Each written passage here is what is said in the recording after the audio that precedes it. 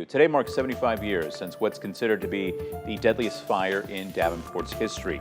Jenna Webster tells us about the images that haven't left one first responder's mind from that night and how it helped shape fire policies since. Strong and faithful God, we invoke your holy name. January 7th will always be a day of remembrance in the Quad Cities. Pray for the souls which were lost, honoring the memory of all who mourned them. At 2:06 a.m. on Saturday, January 7th, 1950, the Davenport Fire Department responded to an alarm which was destined to ring throughout the world. St. Elizabeth's, a mental health facility on the campus of then Mercy Hospital, was engulfed in flames. Never forgot it. It's something was etched in my memory.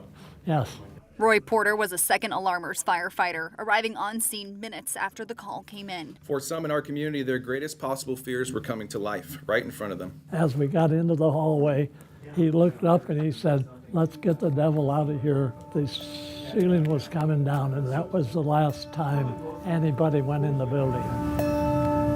Marilyn Veronica Beals,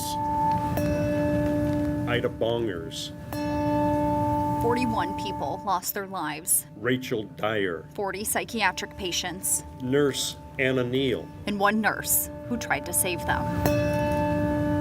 A curtain was set on fire, locked doors and barred windows, preventing their escape. The one that stands out in my mind was a lady on the third floor trying to get through the bars, and all of a sudden she was gone. Nellie Walton.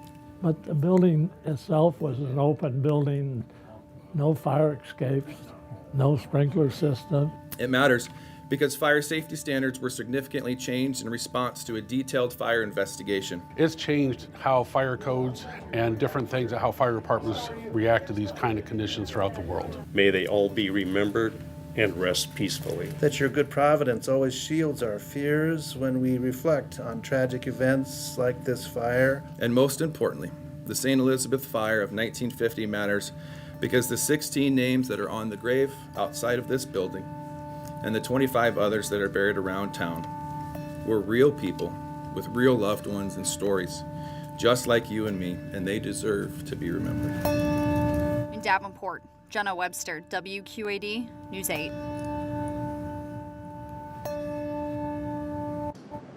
The St. Elizabeth's fire is considered the third deadliest hospital fire in U.S. history. Firefighter Roy Porter says to this day, whenever he goes anywhere, he looks into the building for a second exit.